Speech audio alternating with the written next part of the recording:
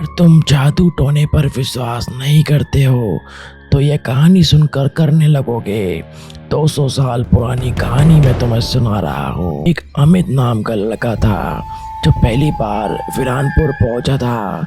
वीरानपुर एक ऐसा गांव है जहां पर आज भी लोग जादू टोने के कारण परेशान हैं। रात में यहाँ से लोग गुजरना नहीं चाहते क्योंकि यहाँ पर अजीब अजीब सी आवाज़ें और भूत प्रेत देखने को मिलते हैं। लेकिन वहीं अमित जो शहरी इलाके से वीरानपुर आया था, उसको नहीं मालूम था कि वीरानपुर में क्या होने वाला था। वो लड़का वीरानपुर रात के 12 बजे पहुंचा। वहाँ से उसे कोई भी साधन नहीं मिला दूसरे गांव तक जाने के लिए, तो वो पैदल पैदल वीरानपुर से चलने लगा। वीरानपुर के अंदर घुसते ही उसे कुछ अजीब सा महसूस हुआ।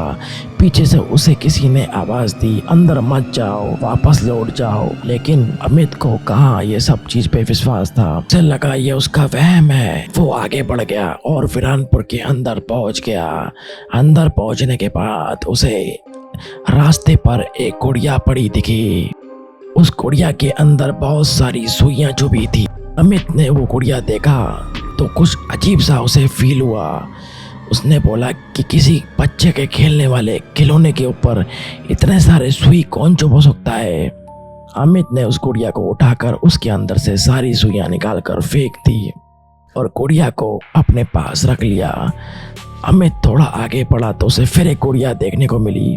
अमित ने उस गुड़िया को भी हाथ में उठाया और उसमें भी बहुत सारी सुइयां चुभी थी। अमित ने वो सभी सुइयों को निकाल कर फेंक दिया। ऐसे करते करते उसने बहुत सारी गुड़ियों के अंदर से सुइयां निकाल के फेंक दी। तभी पीछे से उसे आवाज़ आई, जो तुम कर रहे हो ठीक नहीं कर रहे हो, इसका परिणाम बहुत बुरा होगा।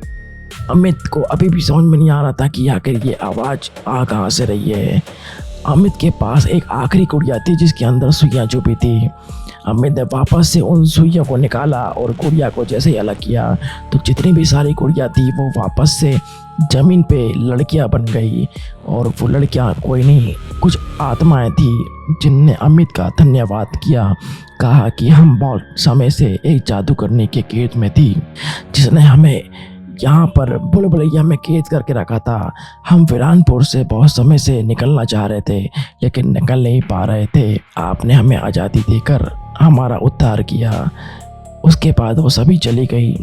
थोड़ी देर बाद अमित भी अपने रास्ते चलने लगा, लेकिन जैसे ही उन्हें देखा कि वो वापस उसी रास्ते पे रिटर्न आ गया है और उस रास्ते से वो आगे बढ़ ही नहीं पा रहा है। कुछ समय बाद अमित को भी एक गुड़िया पड़ी मिली। उस गुड़िया में उसी के जैसा कपड़ा पहना हुआ था। अमित समझ गया है कि वो अब वीरानपुर की भूल-भुलैया में फंस गया है और वो भी अब किसी का इंतज़ार कर रहा है कि कोई वीरानपुर आके उसे आज़ाद करे।